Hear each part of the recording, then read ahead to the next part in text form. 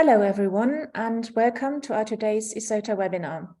My name is Silke Walter and I'm the chair of ESOTA, the European Stroke Organization Trial Alliance.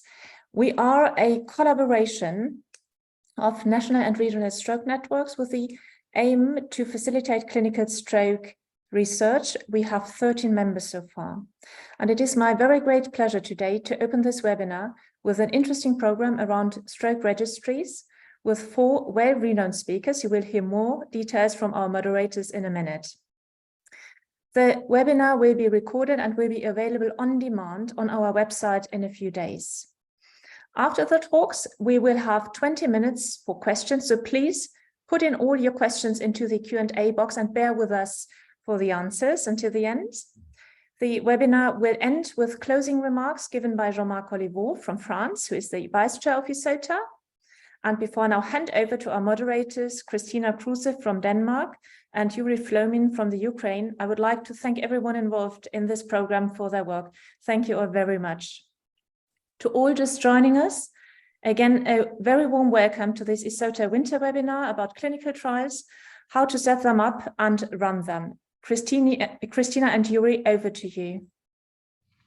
Thank you very much, Silke, and welcome to this seminar. And I have the pleasure to be moderator. I'm Christina Kruse, Professor of Neurology at Copenhagen University. And with me today, I have Yuri Flomin.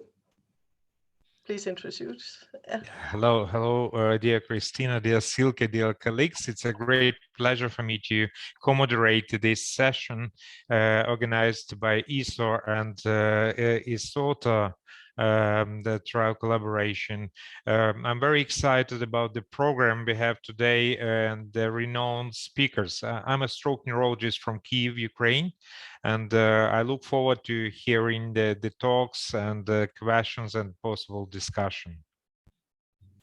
And I will start introducing the first speaker we have today, and that's Dr. Niaz Ahmed. He's a professor of neurology at Karolinska Institute and senior consultant neurology at the Department of Neurology, Karolinska University Hospital, Stockholm in Sweden. He's a co-founder and chairman for the SIDS International Stroke Registry, which you will hear more about in just a minute. He's the research group leader for stroke at Karolinska Institute and director for research and development at the Karolinska University Hospital.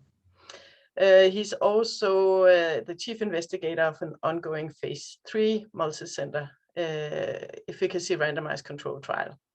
So please, over to you, Professor Ahmed. Thank you. Thank you for the introduction. And thanks to the organizing committee for inviting me in this webinar. It is my pleasure today to talk about SIDS and how to set up and run a stroke trial registry. I hope you can see my slides. So I go directly into the presentation. I intend to talk about a little bit, first introduce you to the SIDS registry, and then in general talk about how to set up and run an international registry. So I divided into some general consideration and for how to think about when you talk about a treatment registry and a trial registry. And finally, I will talk a little bit more about how SIDS is organized and achieved so far. So SIDS stands for Safe Implementation of Treatment in Stroke, and SIDS runs an international stroke treatment registry. SIDS registry is the world's first international stroke registry, as far as I know.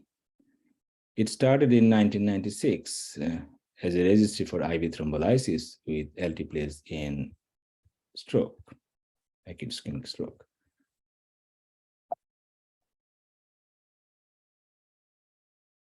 So in 2002, SIDS was endorsed by EMA, the European Medical Agency, and given a broader international role.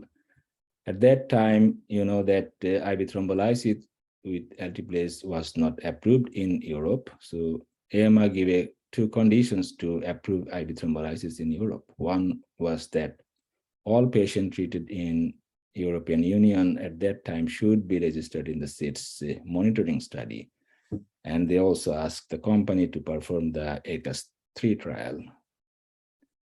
In 2007, SIDS most study, the monitoring study, was completed and published in Lancet. And year after, the SIDS extended time in the study, 3 to 4.5 hours, was published also in Lancet. At the same time was where ECAS-3 result was published. So the interest of using the registry still ongoing. So we continue up and run the registry. And in 2013, we have introduced a SIDS thrombectomy registry. In 2014, we have added another add-on to the existing registry for atrial fibrillation. And then in 2017, a new registry was launched, SIDS Quality Registry, in collaboration with ESOTA Angels and Angels Award Program. In 2019, we introduced a intracerebral hemorrhage registry. In 2020, an add-on registry for COVID-19 was also launched. And in 2021, last year, we have launched a minimal version of the thrombectomy registry because the original thrombectomy registry was extensive and many users asking for a minimal version of the registry. And finally, this year, we have launched a new registry for cerebral venous thrombosis. So this is up and running. So this map shows the countries which have been used or must use the SIDS registry. The red areas are countries where data have been contributed in the SIDS registry. Worldwide, we have 86 countries and more than 1,700 centers contributed data in SIDS. So currently we have more than 350,000 patients in the registry and more than 200,000 IV thrombolysis and more than 20,000 thrombectomy. So you can see that it's one of the largest IV thrombolysis database internationally. So what do you need to think about when you want to set up a registry? So first of all, we need a purpose, why the registry should be created. And for our case, it was for the safe monitoring of the implementation of alteplase in acute ischemic stroke or SIDS. So then you need to think about what kind of registry it should be. Should it be general stroke registry? Should it be a treatment-specific registry, for example, IV thrombolysis, thrombectomy, or other treatment, or specific conditions or diagnosis like cerebral venous thrombosis, atrial fibrillation, subarachnoidal hemorrhage, and so on. And finally, if the registry should be used for a trial purpose, for example, randomized registry-based randomized control trial. So you need to set up a time plan when the registry will be launched and how long the data collection will go on. One of the most important part is to select the list of variables.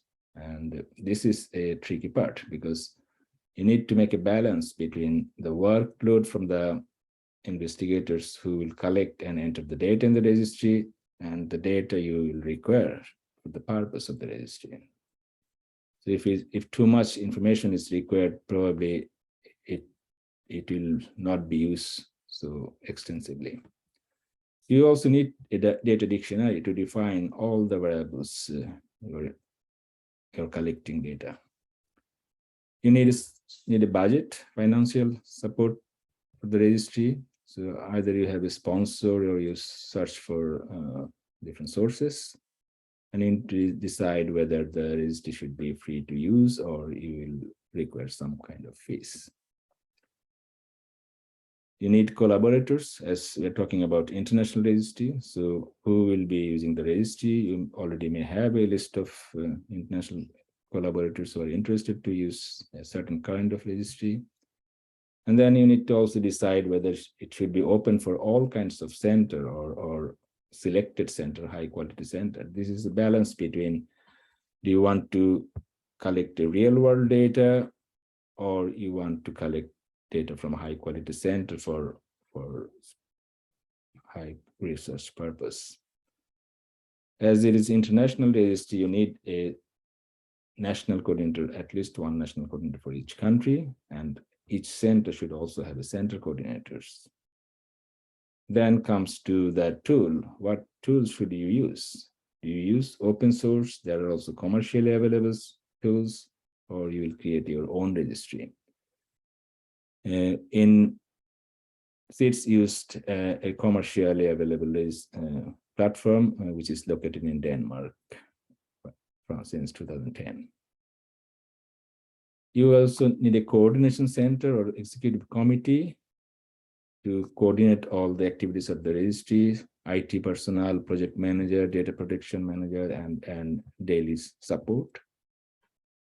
How data should be entered, how will you communicate with the center daily basis or periodically, and so on.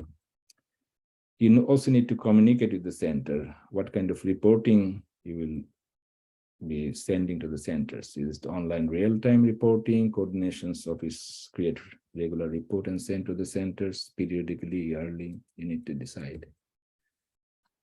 So when it comes to treatment registry, it's mainly the purpose should be to monitor safe implementation of a specific treatment. For our case, we started as a thrombolysis and then extended to thrombectomy registry. Or you can also monitor a off-label treatment, which is not labeled for a specific treatment. You need a scientific committee who will look for the scientific activities of the registry and set up rules and regulations for how to use the collected data and the publications policies of board. Data security and GDPR is very important. It's not only for the treatment registry, it's also important for the general, any kind of registry. You will need also an ethical approval. When it comes to quality registry at national level, often you don't need a ethical approval, but when it comes to international and also a treatment registry, you most probably need ethical approval. Then you need to decide how to inform patient. Should it be opt-in or opt-out? It means, do you take the informed consent first and then enter the patient in the database, or you enter the database and inform the patient that they can, anytime they want to remove their data. You also need some kind of monitoring for data completeness, validation, and so on. So when it comes to trial registry, you need additional tool, like for randomization. Either you incorporate it within the registry, or you need to have a separate randomizations tool, and probably additional data. You also need to separate the ongoing registry from the trial database, so then it doesn't mix up. And you also need a source data verification policy when it comes to the trial registry. You also, if it is a pharmacy and drug, and you need also approval from the medical product agency. SIDS performed a controlled study comes to thrombectomy, and this was using the SIDS registry platform. So how SIDS organizations looks like? So we have a international coordination office at Karolinska Stockholm, and we have a scientific committee who oversees the scientific activities of SIDS. All project proposal publication has to be approved by the scientific committee. So these are the members of the SIDS scientific committee. Each country we have a national coordinators, and in some region we have an international regional coordinator who coordinates several activities of several countries. If country is big, and we also have some countries associate national coordinator and regional coordinator within a country. So when it comes to SIDS registry is not only one registry, as you have already seen. We have various kinds of registry. So for thrombolysis, we have two versions, standard and minimal. For thrombectomy and for general stroke registry, we also have two versions, standard and minimum. Thrombectomy also have two versions, standard and minimum. Atrial fibrillation is an add-on registry. We have the SIDS quality registry, ICS registry, COVID-19 registry is also an add-on registry, it's not a separate registry. And recently added cerebral venous thrombosis registry. What is the global impact of SIDS so far? So SIDS registry has been, data has been used for publication, and we have published 97 articles in major peer-reviewed journal, 7 doctoral theses, more than 350 co-authors contributed in this publication, and the manuscript was published in Lancet, Lancet Neurology, BMG, and so on. So if we come to the impact of stroke treatment guidelines in SIDS registry, so introduction of IV thrombolysis in Europe within 3 hours. So SIDS, most data was used for this purpose. Extension of IV thrombolysis within 4.5 hours. So SIDS contributed in this aspect. And also many aspects of the off-label thrombolysis. For example, until recently, the thrombolysis with alteplase was not actually approved over 8 years old. But we have published data many years ago together with other collaborators that the treatment is safe also in the elderly. Same comes to diabetes and previous stroke. Thrombolysis on patient on warfarin with ENR 1.7 or less, low molecular weight heparin, and severe stroke. And then we also have presented endovascular thrombectomy in real world data. So why use SIDS? As I mentioned, SIDS is one of the oldest treatment registry. It existed in more than 25 years with high quality data. It's free to use, and data entered by centers are owned by centers, no restriction to use. Access to internationally renowned researchers and network, the opportunity to be part of a high impact studies, and you can compare your own data and outcome with your national average and globally. And there is an access of powerful reporting tools, so you can play with this and check your center status with the national and global data. How to join in SIDS registry? So we have the homepage is international.org. So you go to the homepage, you register yourself and their center, and then the national coordinators approve that these centers exist and everything looks fine. Then the center is approved and up and running. And the center needs to decide, as you have seen, that we have many parts of registries, which registry they should be used. There is no restriction, but it's up to center to decide whether they should be used general stroke registry, IV thrombolysis, thrombectomy, or all of this. So if you have any questions, you can always contact SIDS coordination office directly, either by mail or through the homepage. And I thank you for listening. This is a picture of our hospital and on the institute. Thank you, everyone, for listening. Thank you very much. Remember to write questions in the Q&A, and we will take them at the end of all the talks. But thank you very much again for a very good presentation. And the word to you, Yuri. Yeah, thank you very much, Professor Ahmed. And it's a great honor for me to introduce to you Professor Robert Mikulik. who is a professor of neurology at Masaryk University in Brno, and the director of the stroke research program at St. Anne's University Hospital in Brno, Czech Republic. Robert was trained both at St. Anne's University Hospital in Brno and in Texas Medical Center in Houston, USA.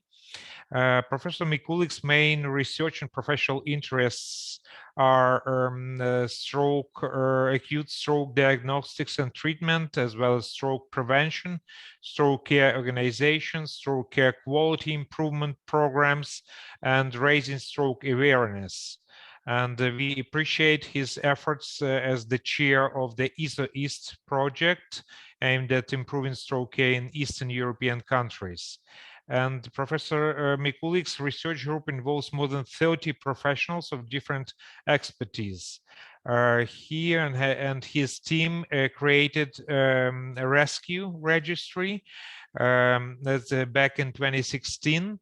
Robert is also a member of the steering committee of the European Stroke Action Plan strategy. And today, Professor Mikulik is going to tell us more and most recent news regarding rescue, how it's set up and run an international stroke quality registry. Robert, please. Yuri, thank you very much for this very nice introduction. I hope that you can see my screen. Yes, we do.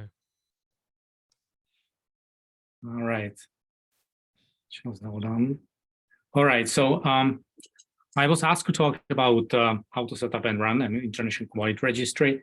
And as Yuri mentioned, I am located here in Brno at the St. Anne's University Hospital and Masaryk University. So what I will cover is these topics, why we need quality registry, what is the clinical context, what is the technical context, what is the legal context. I will give you just one use case here from the Czech Republic, and I will a little bit touch on the future of the quality registries. So when we look at the future of the medicine, I actually found a nice paper that was published last year in New England Journal of Medicine Catalyst, which actually try to identify the what will be the most important transformation in medicine. And what they actually identify as the biggest problem in the current medicine is the quality, poor safety, and high cost.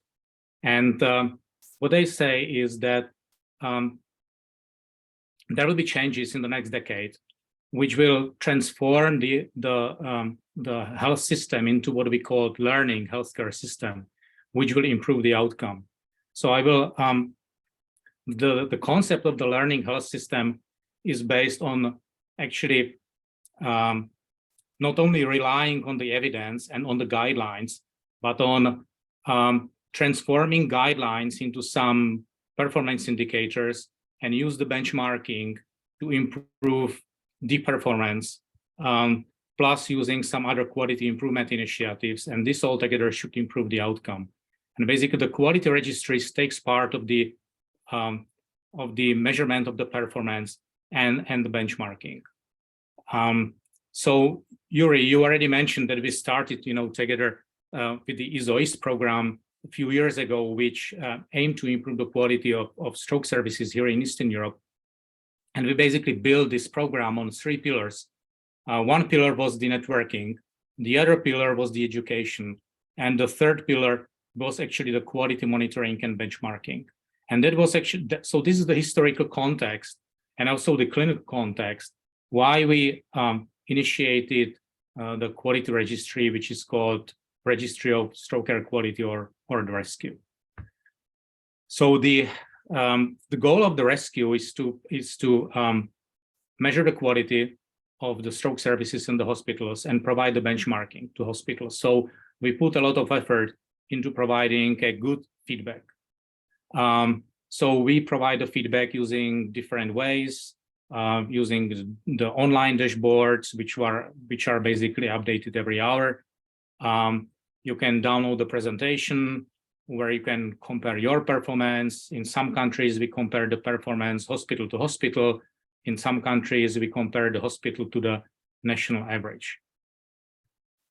Now, when we started with the rescue, what we foresee was that the data will be used towards different stakeholders.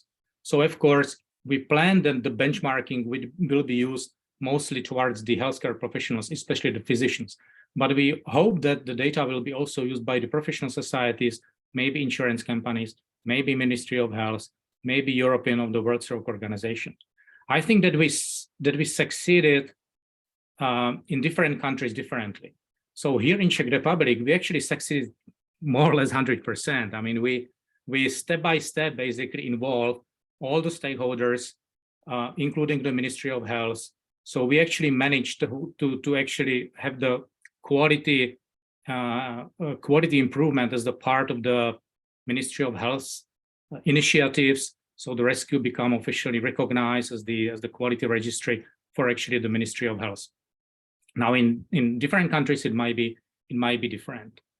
So let me just give you the example here what we achieved as the Czech Stroke Society, who's actually the entity or the body who is actually promoting the quality improvement here, across the Czech Stroke centers. We defined the goals, and the goal was to treat more than 20% of the stroke patients with a thrombolysis with a door to needle time less than 20 minutes. This is what we call Stroke 2020. So we were actually working hard for these goals. One of the things that the Czech Stroke Society did was taking the data from the registry and starting to provide benchmarking to all the stroke centers. So basically every stroke center received the quality report every month. And the most important part of that report was actually reporting door to needle time and benchmarking. And we started in 2016, and then you see that basically what we achieved was that about half of the stroke centers in Czech Republic is below 20 minutes. Half of them is just above the 20 minutes. And I think that one of the worst door to needle time is actually like 40 minutes door to needle time. So our national door to needle time is really coming close to 20 minutes. And then we analyzed the data in the sense how this improved the stroke care. And we actually, this is the paper that is coming out this year, actually documented that shortening door to needle time is improving the chance of achieving Rankin scale, is even decreasing the risk of the bleeding and the mortality.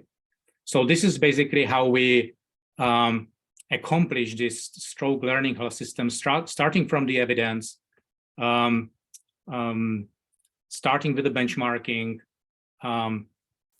providing the feasibility of decreasing door to needle time, and then providing the evidence that door to needle time is actually improving the outcome, shorter door to needle time. And then we actually changed the guidelines based on this evidence. So now our guideline says that the target door to needle time should be 20 minutes or less, which I think is pretty radical if you look at what the other guideline says. So we are kind of proud that we were able to achieve this. So this is basically how this works. Now, in different countries, it varies differently. We have a beautiful example from many other Eastern European countries. I just don't have time to go, of many very positive things that actually happen due to quality monitoring. So now the other things that you have to consider running the registry is actually the architecture, is the IT infrastructure. I will not go into the details. There is the part of the registry that collects the data. There is the part of the registry that analyzes data, and so on. Now, the other things to consider is all the policies. So that was already mentioned by NIAS in the SIDS registry. So basically, I think that's something that is dealt with every registry in terms of the legal compliance, GDPR compliance, in terms of the data sharing and ownership policies. We have also the Rescue Scientific Committee, which is where we have people basically representative from the different part of the world. Well, then we have a very extensive document that actually analyzes the risk and the mitigation of the risk running the registry. So this is called Data Protection and Impact Assessment document. So in this document, it defines the responsibilities. It defines the data flow with respect to the different use of the data, of the primary use, of the secondary use of the data. and then it defines, the risk and then how you mitigate the risk. So there is a lot of work that actually is not clearly seen to the users of the registry, but actually most of the work is actually done kind of in the background. Now, actually, there needs to be also a motivation why people would use the registry. So I already mentioned, that the main reason is actually the quality improvement and the benchmarking. Now, the other reason is, for example, the NGOS award program, which is awarding the hospitals based on the certain criteria. This program was adopted by the European Stroke Organization as well as the World Stroke Organization. So all these things are actually helping, the registry to attract the participants. When we started many years ago, or a few years ago, actually, it's not that late. That's not long time ago. We had actually countries only in Eastern Europe, and the rescue was the primary intention was to use it in Eastern Europe as part of the ESOTA. But rescue started to be used in many countries around the world. So currently we have about 90 countries participating, 200 hospitals, and we have more than 500,000 of patients in the registry. We are not that much focused in the research yet, although our data can be used for the research. There are very interesting findings, which I believe that we will publish as we go. We can of course compare, the performance and interesting things in different regions in the world, in different countries. So that's the reuse of the data for the research purpose. Now, there are a lot of barriers. So I just list them. One of them is suboptimal leadership by stakeholders. What we see is that really the uptake of the registry and the quality improvement really depends on the leadership in the country. There is high cost related to registry development and maintenance. One of the major limitations to use the quality registry is the resources that are in the hospitals, because currently it needs a lot of resources to collect the data. And especially if hospitals do not have any incentives, then it's not easy to assure that hospitals will participate. There is lack of involvement of patients. There is absence of the accepted set of quality measures. We have some agreed quality measures for in hospital, but basically we don't have any, for example, for post-discharge. And there is lack of benchmark or standards with which to gauge the success. So even that we agreed what we need to look at in terms of the quality, we don't know how much quality there should be. We don't know how many patients should be, for example, described antihypertensives and statin and so on. So this is something that needs to be clarified in the future. So we put a lot of effort, into trying to make the registry aligned with many different interests around the world, with many different requirements.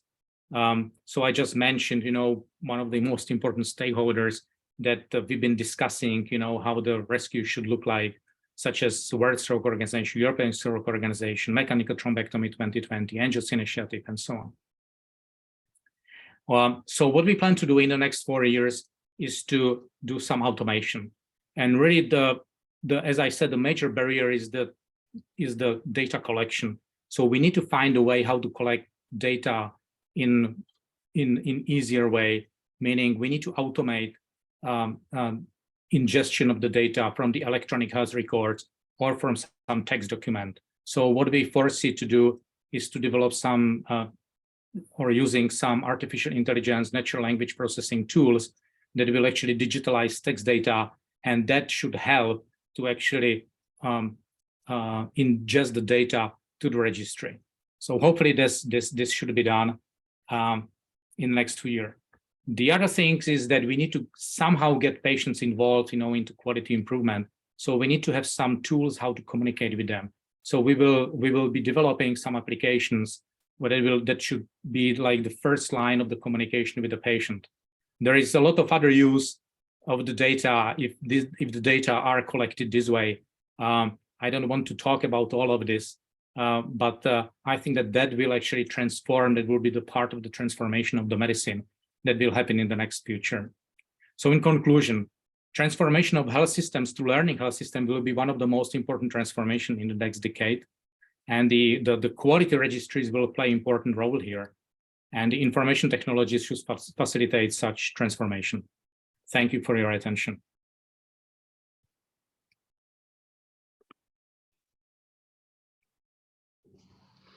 Thank you very much. It was really interesting to hear how the development has been. Again, please save the questions or write the questions in the Q&A and we'll take them at the end. And now I have the great pleasure of introducing Dr. Thang Nguyen. She's a director of interventional neurology and neuroradiology at Boston Medical Center and professor of neurology and radiology at the Shubanian and Avedisian School of Medicine. She is originally from Montreal and attended the medical school at McGill University, and she's a new ESO member.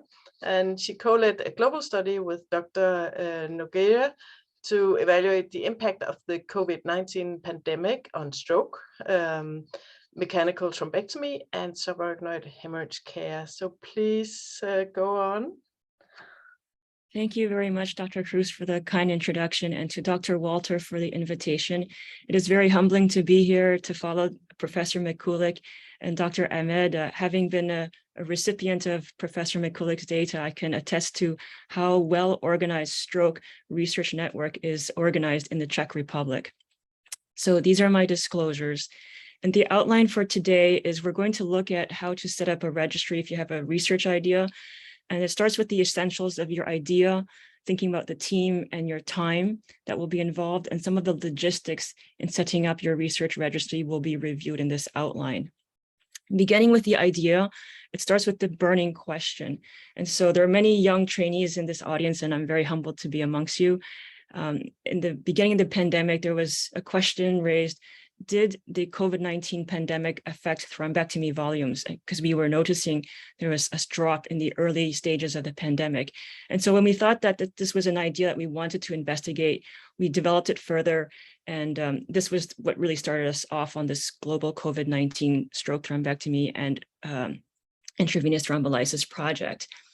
After the idea, you need passion. You need to be passionate about the idea because you're going to be spending a lot of time on this research. And so you want to make sure that you love your idea.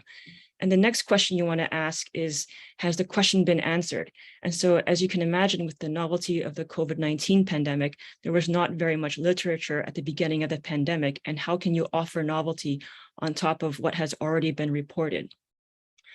Professor Richard Feynman's a physicist, is very well known, and he says, I don't know anything, but I do know that everything is interesting if you go into it deeply enough.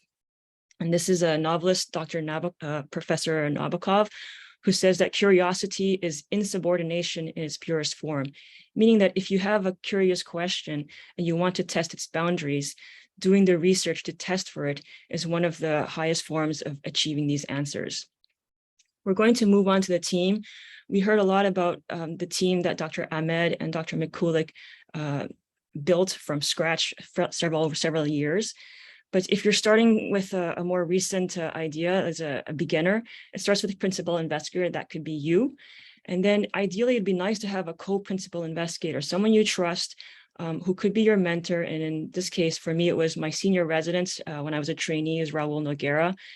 We embarked on this journey thinking that we could try to answer some questions related to the COVID-19 pandemic. You also need a statistician.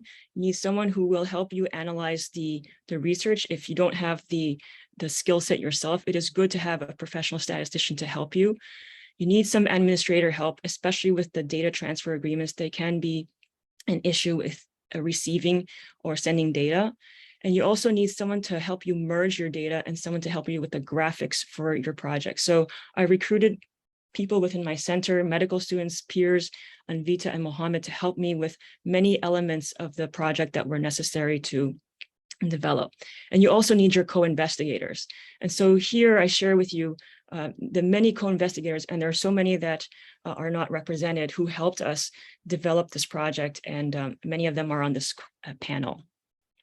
The next essential element is time. It is a race, but you must maintain integrity in the methods. The reason it's a race is because your data has a shelf life.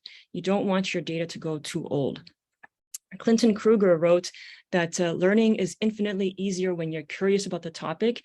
And if you're not passionate about the topic, you're going to get beat by people who are, and they won't be counting the hours. So you have to think beyond the hours that you might have to dedicate to your project. This is a quote from my kid, "Mommy, why are you always doing homework?" And the reason is because once you start out on this project, you have to finish it. And so I was using my nights and weekends in disclosure to try and help answer these questions and get the project done. But you also want to be kind and realistic to self, meaning you want to think about your wellness, think about your ergonomics where you work. I got a standing desk to help me handle all the hours of research. And you want to set realistic timelines that you think you can achieve so that you can think about, when do I analyze the data? When do I submit the data to or the paper to the journal? The question of funding arises. Dr. Ahmed and Dr. McCulloch have very well established funding patterns. When you're starting out, funding is good to help protect your time if it's available. You want to use funding to help fund your statistician time, the research assistant time, and potentially journal publication fees. However, if you have a burning idea, you cannot wait for the funding. You just have to do it without the funding because the data won't wait for you. The next thing in logistics is to think about writing the protocol. That is very important to do prior to beginning your project. You want to have a statistical plan and you want to register the protocol. The reason is because journals are looking for this protocol to be pre-registered before you even set out to collect the data or analyze the data. You want to have this pre-specified. Other logistics with regards to data are, how are you going to collect it, Excel versus REDCap? The most common currency that we use is really Excel. It's a very simple sheet, as you all are familiar with. You want to think of every variable you will need. And this is very important because you don't want to go back and ask all your centers for an additional variable. I have done that and it's a huge time sink. So you want to think from the get-go, every variable you will need. And you also want to only ask for variables you will need. You don't want to ask for more than you need because this is taking up your investigator or co-author's time. Dr. Ahmed spoke about the data dictionary. This is very important. You want to define your variables so that it's clear to your co-authors because they will have questions on how do you define stroke etiology. And if you have this all laid out, then that will minimize the exchange of communication between yourself and your co-authors. The other logistic is to maximize your efficiency because obviously this is a colossal amount of work. In the pilot phase, you want to test your Excel sheet to a few people you trust, and if it looks digestible, then you expand it to the masses.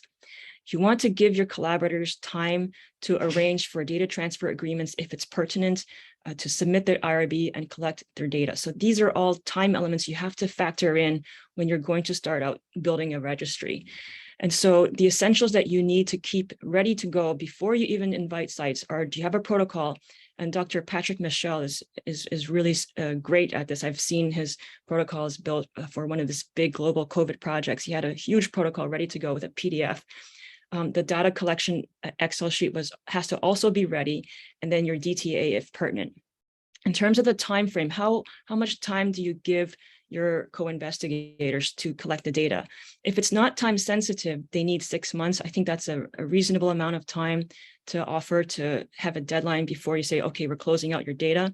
But if it's a time sensitive topic, such as COVID-19 pandemic, where everything was time sensitive, you have to shrink it down to 3 months. How do you operationalize your project? You receive the data from your collaborators, the 3 months or 6 months has passed. The next thing you need to do is you have to check for missing data because inevitably there will always be some cell that has missing data because the last month did not have all the stroke volume data that you needed to collect. You have to check how the centers coded their data and make sure that it's consistent with what you coded because inevitably they may just be copying and pasting from their registry and you have to check the coding matches so that when you send your data to your statistician that everything is aligned. And these queries are time sensitive because you don't want to leave the data that you received lingering because your co-investigator is fresh, just having collected your data and has all of this data ready to access. And so you want to respond to them in a very fast manner. And you want to keep your queries to a minimum, just the bare essentials. If there's something that can fly, then you let it slide. You want to confirm to your collaborators that you have received their data. And this is the minimum courtesy you want to do, because there have been times when I've been overloaded and it's lapsed and I realized that I didn't confirm receipt. And so that's a very important element as part of the courteous exchange with your collaborators. You want to also ensure that your data is complete before you give it to your statistician. For example, we invited many centers in one of our projects, and then well after the deadline, there's still data coming in. And so I gave my initial data sheet to my statistician.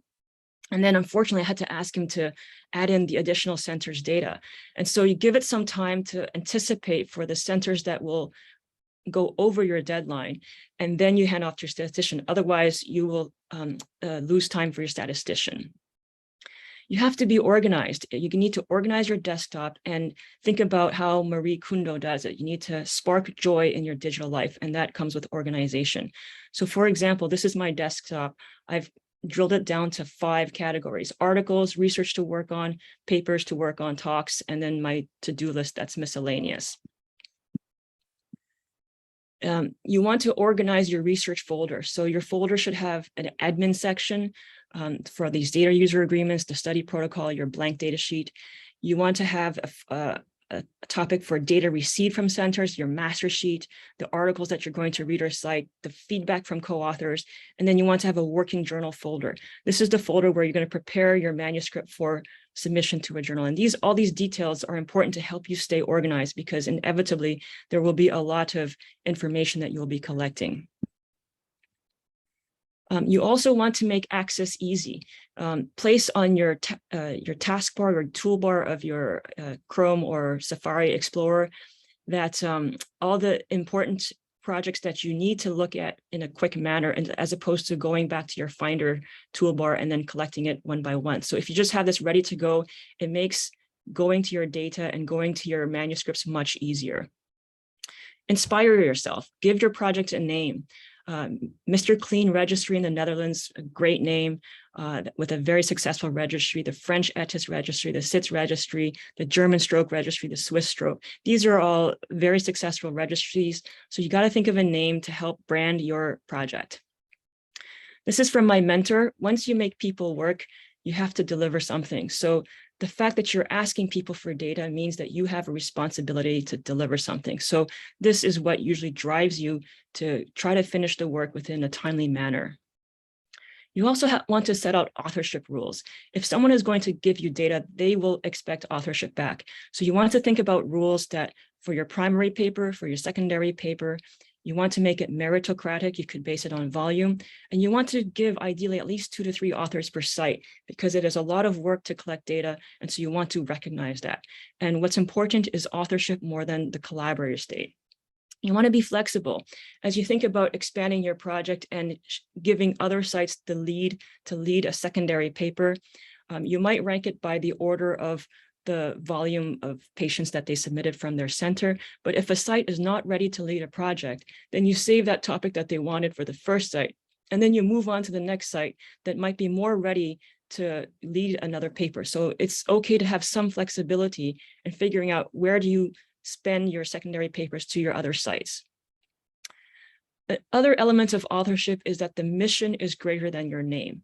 So you may be taking first authorship, but sometimes the journal might say, there's too many authors, I just want one global group name for your study group. And so you have to accept that, which is completely fine.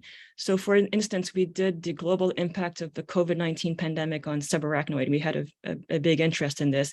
And so for this journal, JNP, we had to group it under this global COVID SH registry, and that's how it's listed under PubMed.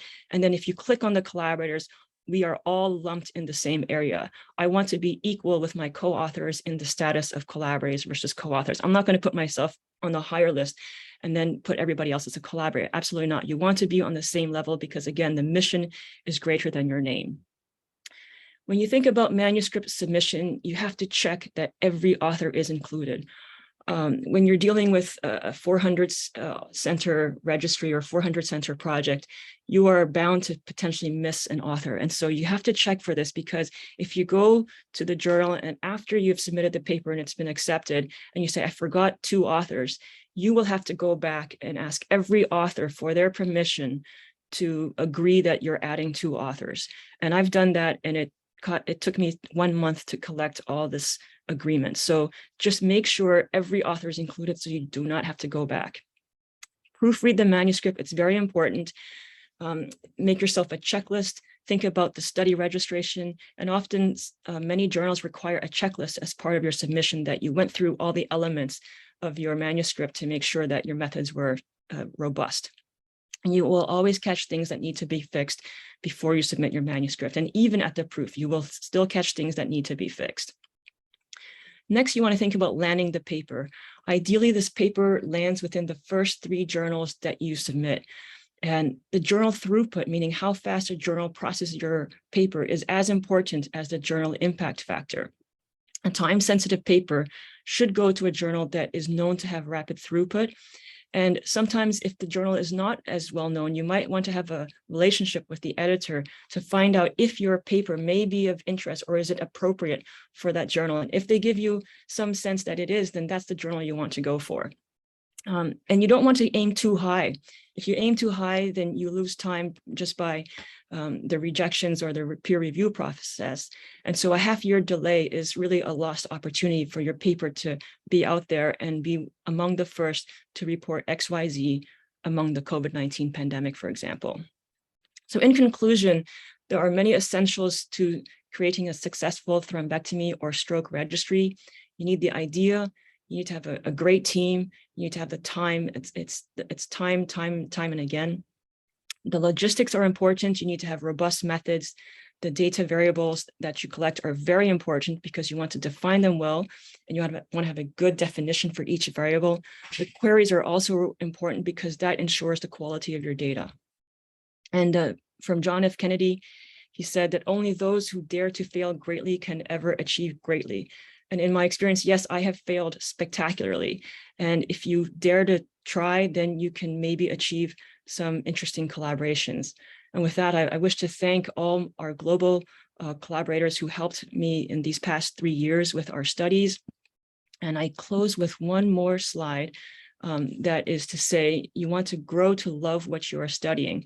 And even the most menial of tasks can be fun, i.e. entering every author name. Even this task can be fun when you're thinking about getting to the finish line.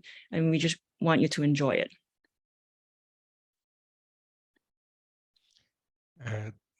Dear Dr. Nguyen, thank you very much for your very comprehensive and at the same time very encouraging talk. I really enjoyed it. And now it's my great pleasure to introduce our next speaker, who is Professor Diana Aguirre de Sousa, a stroke neurologist working at Lisbon Central University Hospital and very active in the European Stroke Organization as well. Diana has special interest in cerebral venous sinus thrombosis. She is doing research in this area and also working as hard to improve the management of this interesting conditions. So today Diana will share with us her thoughts and ideas about cerebral venous thrombosis consortium and how to promote collaborations between registries. Diana, thank you. Please. Thank you very much for the introduction and for the invitation to contribute to this webinar. So I will speak on behalf of the CVT Consortium, the Executive Committee and the investigators, and we will briefly discuss how to promote collaborations between registries using the example of this consortium. And so these are my disclosures. So we all know that cerebral venous thrombosis is a less common cause of stroke. So the incidence is estimated to be around 1.3 per 100,000 people per year. So it's still a rare cause of stroke, but it is indeed much more common in young people, especially in women. And so it is indeed an important cause of stroke, especially in this group. However, this is an heterogeneous population. It is therefore difficult because it is less common and because of these challenges in the diagnosis and in the variability in the population to run clinical studies. And as a consequence, there is a lack of evidence to inform clinical practice. And we can see that, for example, in the ESO guidelines for cerebral venous thrombosis. And so it is, of course, very important that we have collaborative efforts to accelerate the pace of discovery in cerebral venous thrombosis. And this was understood very early. The international study on cerebral vein and dural sinus thrombosis was the first large collaborative effort to establish evidence on cerebral venous thrombosis. The clinical presentation and the prognosis was described mostly in this study. This was a study started at the inclusion in 1998, coordinated by these 4 people who were leading investigators in the field. And this study actually included in the relatively short period of time, so in around 3 years, more than 600 patients by including a large number of centers, so 89 centers in 21 countries. So really an international global study on cerebral venous thrombosis. And was very important for the description of this disease. Then many studies followed, and 20 years after, in 2017, we had this nice workshop in Paris, really to discuss what should be the next steps on research around cerebral venous thrombosis, and the idea of establishing a more formal consortium of registries to improve research and collaboration in the field, especially led this idea by Jonathan Coutinho, was really building at this time. And however, still ongoing, and we are still working on the legal embedment and on the regulatory aspects of this consortium. But the consortium aim is really to reach this meaningful number of patients by promoting and pooling these hospital-based registries on CVT. This will avoid unnecessary duplication of studies, will allow us to combine our expertise from different centers with different interests, foster innovation, and promote good networks, which will be also important, not only to provide rationale and data for these future studies, but also to improve the networks for the feasibility and success of future studies. So the method is quite simple, is really to use these prospective or retrospective registries, consecutive registries of patients with CVT from the participating hospitals. Of course, we want to promote more the prospective registries, but we know that several registries have some retrospective data collection as well. These registries started at different time points and are mostly based on medical records. So our aim for the future is, as I said, to promote a more prospective data collection using a more standardized variable definition and uniform definition in order to allow for higher quality data in the future.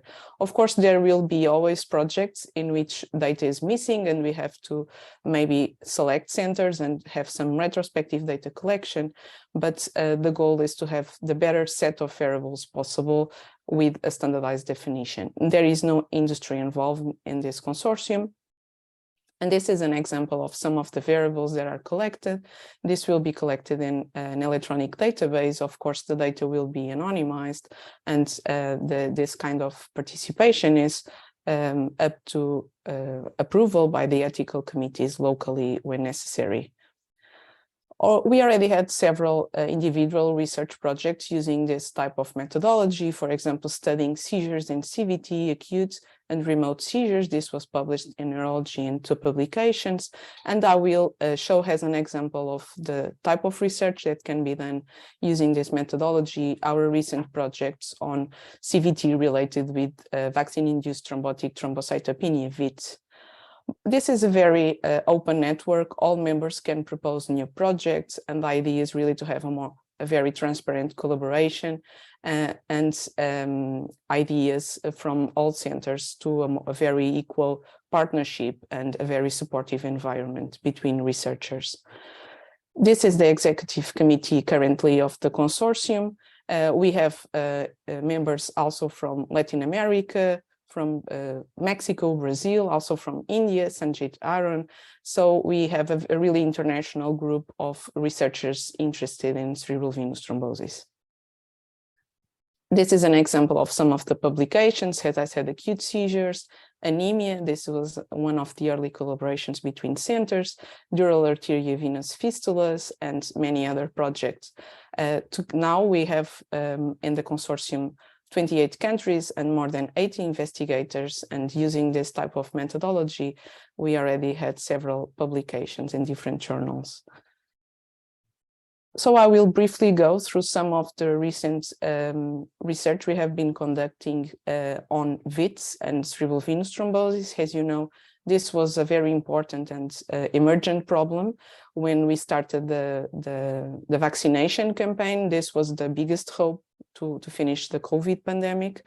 And now already more than 12 billion vaccine doses have been administered all over the world, as you see in this recent map. More than 160 shots for every 100 people worldwide. So this is really the biggest vaccination campaign in history. But early on in the vaccination campaign, early on in March, there was this report of thromboembolic events after the vaccination with AstraZeneca vaccine in Europe. And although this seems to be quite rare, this was a big concern for the public, and most countries in Europe, as we see from this map, and also outside Europe, many countries stopped the vaccination with this vaccine.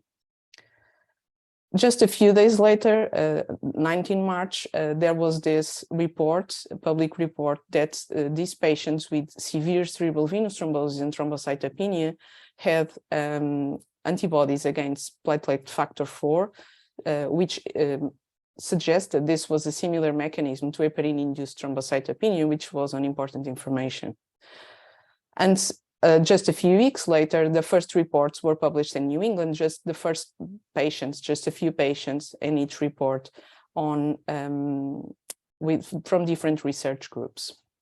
And then in early April, there was the news that there were similar cases also with the Johnson & Johnson vaccine reported in the United States. And again, the FDA recommended to pause the vaccination with the Johnson & Johnson vaccine. So this seems to be, at the time, really a class effect of the vaccine, at least the adenoviral vaccine. So our group collected information, and we started a registry on the cerebral venous thrombosis and thrombocytopenia. And this group included many people, some acknowledged here, but many others as well, including people from hematology, specialists in thrombosis, PhD students, so a very large group of people in this very big effort of very quickly collecting information on this emergent topic. So the first question was really, what was the background incidence of cerebral venous thrombosis and thrombocytopenia? This was a very important question at the time and was not known. This was published in JAMA, and based on data from the consortium, more than 800 patients. The rate of thrombocytopenia in these patients was 8%. And there was a subset of patients for whom blood was available and PF4 antibodies were searched for, and this was indeed quite rare. And as you see, most patients had a very mild thrombocytopenia that improved during admission, which was quite different from what we saw in these patients with FIT. So this was important information at the time and was directly collected from data from the consortium. Then, of course, a very important question was the clinical manifestations and the prognosis of this new form of cerebral venous thrombosis that seemed already different and severe from the first reports. And so using the networks from the consortium, we asked people to really disseminate in their networks, in their national stroke societies. ESO and EAN also collaborated in this and endorsed this registry. And by June, so just a few months after, already more than 800 hospitals in 19 countries were participating in this registry. And we already had data on 116 patients in June.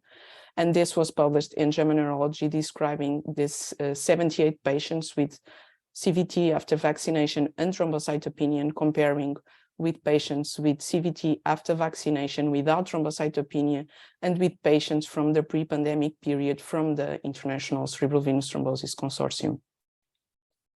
And as you see, it is quite easy to understand that we confirmed that these patients were different from patients without thrombocytopenia and also patients from the pre-pandemic period, because the clinical severity at presentation was much worse.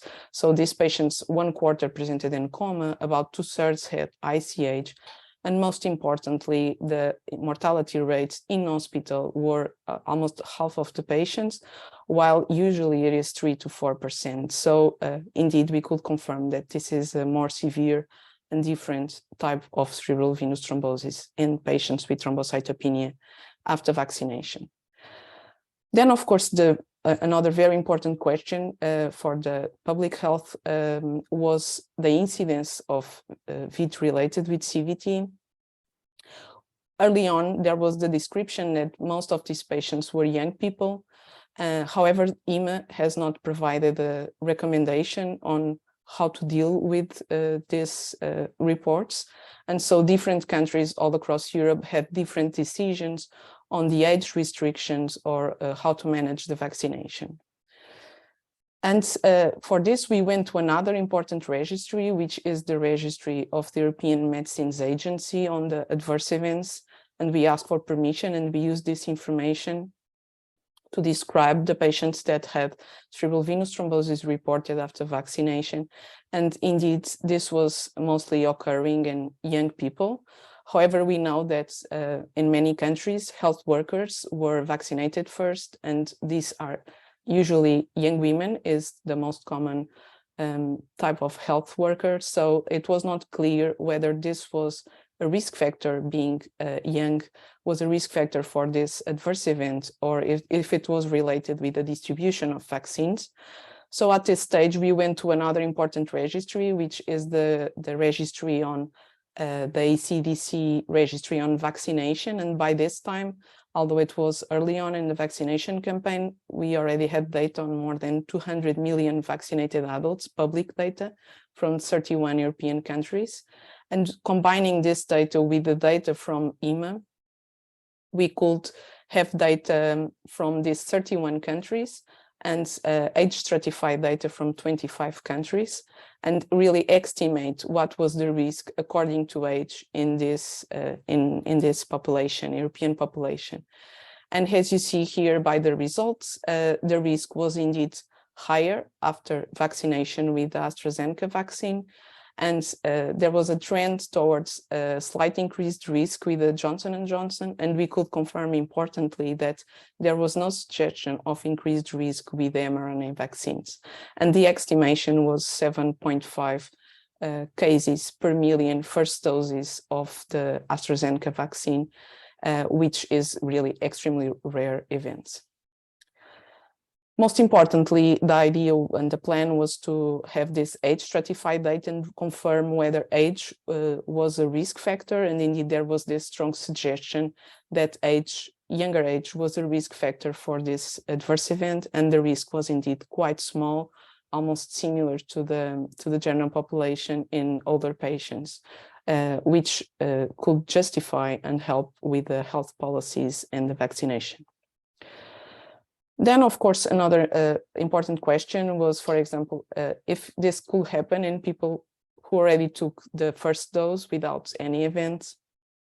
And indeed, going to the registry, again, to the cases reported by the investigators, we could find 4 cases after a second dose, including 1 definite case and 1 probable case according to the classification. And indeed, this was published in Blood, and this is an editorial commenting that indeed second dose VT is rare but real. And this was also an important information coming directly from this registry data collected by the investigators. Of course, many other questions have been studied so far. The therapeutic management, the long-term prognosis, this has been published in Annals of Neurology and in Stroke. And of course, there are many open questions we are still looking to. For example, this is many doses have been donated to low and middle income countries, but there are very few cases reported. We have been collecting this information, and even more surprisingly, the prognosis is better in patients reported in these countries, and we still don't know what is the reason that this is less common and less severe in other populations. And also, we still don't know why patients with heparin-induced thrombocytopenia, which is a disease also featuring anti-PF4 antibodies, CVT is so rare, while it is so common and severe in patients with VIT. Probably other mechanisms should explain this tropism for the venous system, but we still don't know why, and we are also looking into this. So in conclusion, this consortium aims to be a platform integrating this research and innovation on CVT from all the participating centers. Some of our future goals is to have biosamples, imaging, to involve other research groups from other areas that can help us to have a more broad view on this topic, maybe to involve sponsors and other types of partners, and really to improve our strategic planning. We will have a meeting in June 2023 next year to define the research priorities, to help us also with patient organizations to define better patient-centered outcomes for cerebral venous thrombosis. We also aim to have a more translational line of research. And finally, we want, of course, to disseminate our research activities and to involve more people. So in conclusion, we believe that this is very important, especially in diseases like CVT, to have this observational data, but large numbers with a strategic planning and long-term commitment from the investigators. There are many legal difficulties, but what we could achieve during this COVID-19 period is an example of how we can overcome these legal barriers when there is this more willingness from the committees and efforts to make it more fast and not so difficult. And it is indeed possible. And of course, our final aim is to accelerate this research through these collaborative initiatives. And we believe that this is a good way to achieve this. So feel free to visit this webpage from the consortium and also to follow us on LinkedIn. We usually report on our activities and we welcome new centers. So if you have any questions, let us know. Thank you very much. Dear Professor de Souza, thank you very much for your very elegant talk and your commitment to very high quality research. We appreciate your publications in numerous journals. It's very encouraging. And now I believe we move to the questions and answer session. So we have some questions in the chat. So, Christina, should we start with the questions in the chat? Yes, let us do that. Yeah. So we have a lot of questions, actually. So let me find the first ones. Yeah. Okay. And the one question is for Professor Ahmed. If you had to set up a new registry, how would you start off considering all your experience gained from the SITS? Thank you. Thank you for the question. Can you hear me? Yep, we can. So as I mentioned in my presentation, that you need to think about first of all the purpose of the registry. So if you have an idea, you want to collect data and to do some research, then you need to decide what kind of data collection you will need. And then considering there is a CIRS registry has lots of different protocols, data entry form. So you may also check with if the already existing protocols serve your purpose. If it doesn't, then probably you need to set up your own registry. And this is we have also learned about from my other speakers that you need to think about how you should collect data and also who will be your co-investigators and how you should collect this data. So I will look for first if there's an existing registry, if I can collaborate with this registry and see if that's serve my purpose. And the second hand, I will, if not, then I have to do it by myself, and which is a not so easy task, but it's possible if you have a passion and if you want to do the research and you have a scientific question you want to answer, then it's possible. Thank you very much. Thank you for your excellent comment. And our next question goes to Professor De Souza. And if you were to choose the registry, and how would you choose among existing registries, or and how you came to the idea to set up your own one? Yeah, that's an important question.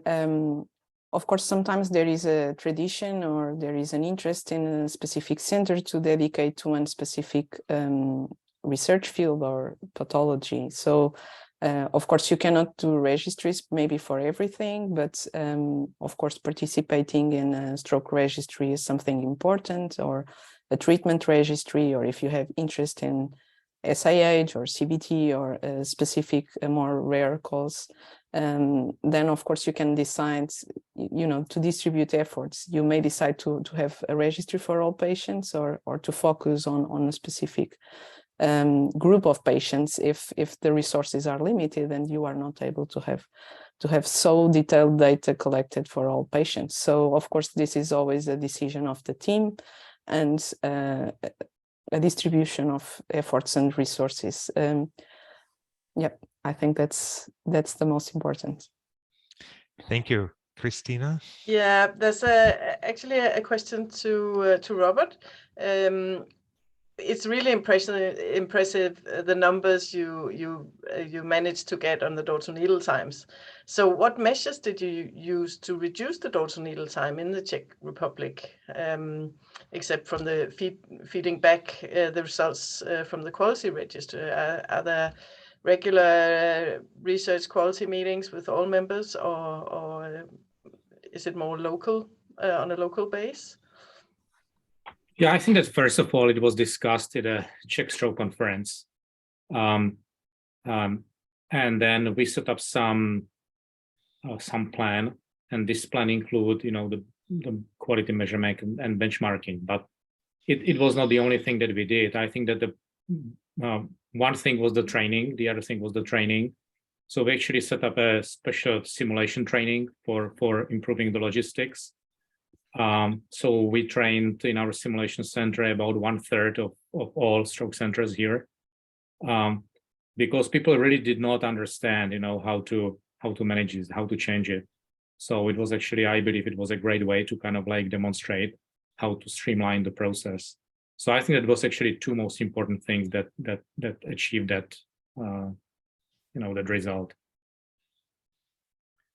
The supplementary question about how you recorded the door-to needle times. Was it recorded in the patient's medical record, or how did you do it? So the door-to-needle time, yes, it should be recorded in discharge summary and in medical records, and then from that documents it goes actually to the rescue registry.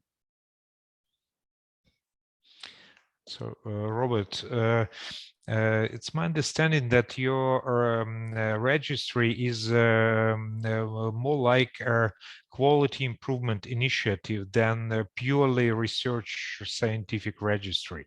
And what makes it more focused on quality improvement than so for research purposes? Yeah, you're right. That's a good question. So first of all, it's what variables you look at. So it's more like that we are looking at, let's say, if the patient had a CT scan or if the patient had a TPA or a mechanical thrombectomy. So basically, what we are looking at is in a way mirroring the guidelines treatment, right? It's not looking at the results rather than looking at the process, right? Yeah, so that's a little bit distinction, but there is a big overlap between the data that can be used for the quality improvement and between the data that can be used for the research. Now, the other thing is the quantity of the data. If you want to do the research, usually you need to have a bigger quantity of the data, a more extensive data set, if you don't have the a priori hypothesis. So if you don't know what your hypothesis will be, then you need to have a broad spectrum of the data, right? So you can use this data, to answer the hypothesis that will be coming later. Now, our approach for the quality improvement was pragmatic. So we really wanted to limit the number of the metrics that we are looking at. That was something that Nias was commenting, that you need to find that balance, right? So we tended to have less variables because we were hoping that this will increase the number of the hospitals that will participate, and then we will achieve a bigger impact, for the outcome of the patients. Yeah, I agree. And I know you take the quality of data quite seriously. What measures would you suggest be implemented to improve the quality, the reliability of data entered? And maybe I would kindly ask Dr. Nguyen also to comment on that. Sorry, could you repeat your question? I was answering another question in the chat. So how to make sure you have high quality data entered into the registry, because we all know that the general rule, the garbage in, garbage out. So you need to make sure that it's a great question. So looking at the center's track record and publishing research is an indicator on how much they are already collecting that data. And so that track record helps inform you whether you will get quality or not. And then when you receive the data, there are some centers that you ask for data and you don't know if they've done any related research. And so you look at the data you receive and you make an assessment on how many missing elements there are. And that element of missing tells you a lot about how able that center is able to get all the data that you need. The other element of quality of data is the last few months for collecting the volume or the outcomes of certain patients. And there will always be delays on the last few months, in which case you have to give some leeway. But essentially, back to your question of ensuring quality, it's really looking at the publication track record that will determine.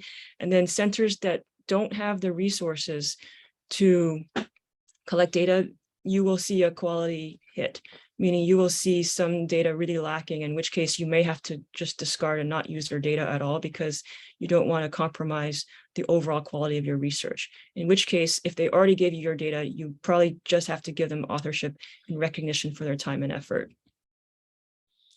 And another very interesting question from our audience, could you think of a meta registry?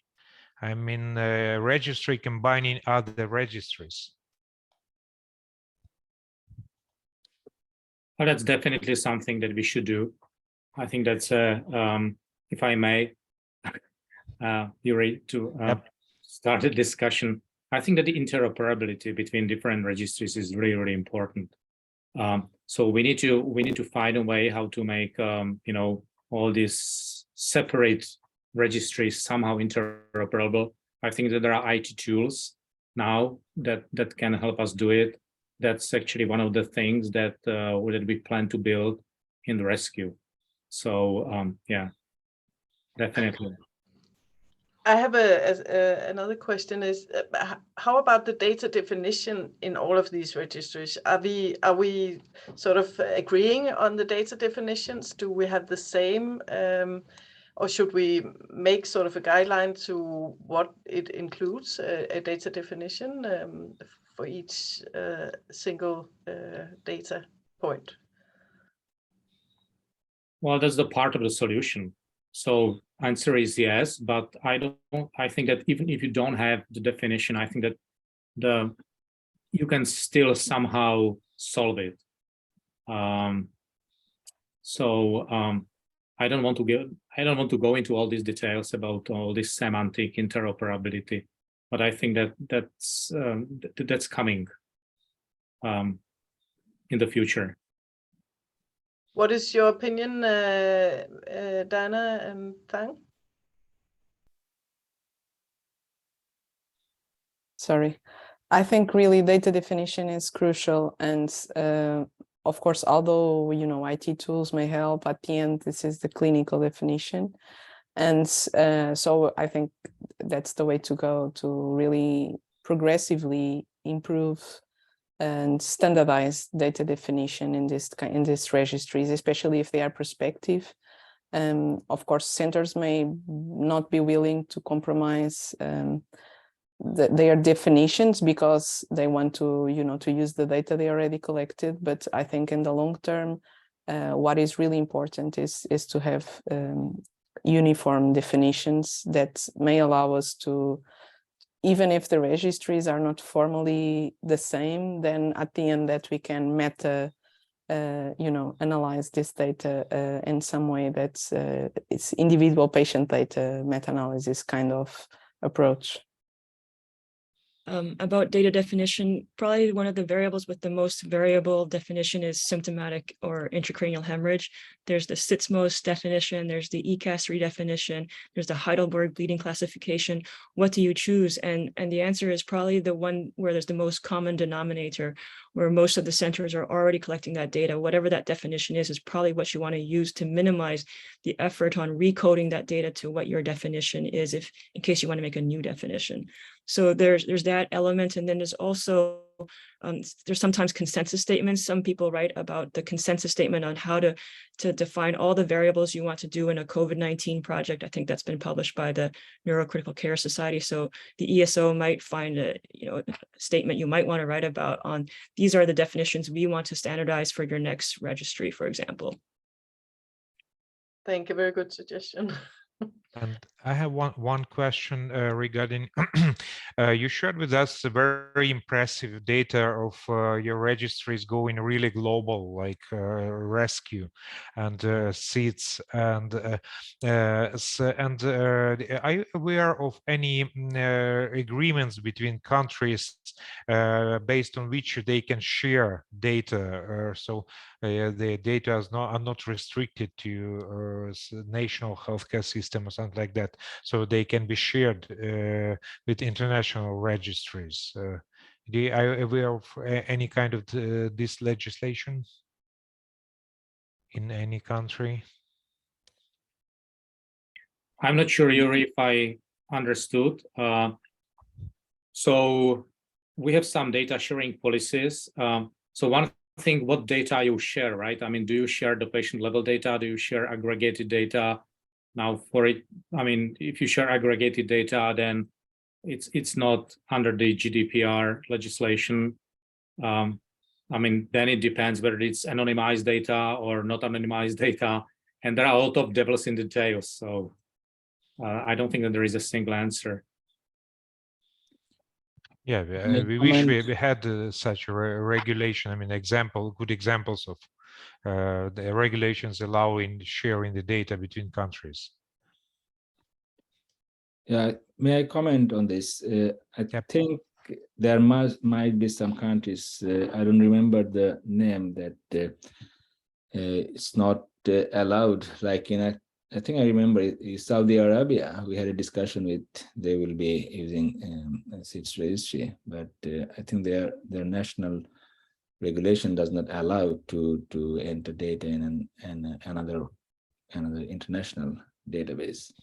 So there could be some restrictions, but it's mainly up to the national coordinators in that country to see and follow the rules and regulation of that specific countries, whether it is allowed, and if it is allowed, what kind of data is allowed. Because when it comes to registry, we are talking about individual patient data, not the aggregated data. So individual patient data, it can be anonymized in different ways. It can be pseudo-anonymized, and it can be totally anonymized. The disadvantage of doing is totally anonymization is that you will not be able to do any kind of monitoring if it is required. But in most registries, it's very difficult to perform any kind of monitoring on site. So probably anonymized data could be a solution in this kind of restrictions. Thank you very much. I think we need to wrap up now, and I thank the speakers and the listeners for the questions. It's very important to discuss these matters so we get registries that we can share data in and use worldwide. So now we need to give the word to Jean-Marc Oliveau. Thank you. Thank you very much. Thank you very much for the panelists, for Diana, Tan, Nias, and Robert for participating into this meeting and sharing their wonderful experience. I think you will have many new people, new centers who will be eager to join your network and registries. Some are even offering to merge some of those. You'll see there is some offer to make a registry of a registry. I think there is also one very important question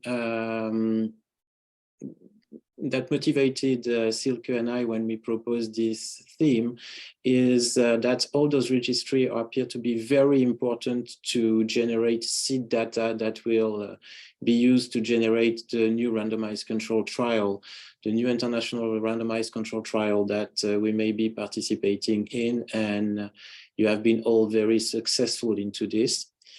I would like also to thank all the ESO organizing people who did a great job into putting this together, and all the attendees will be more than 120 at some point.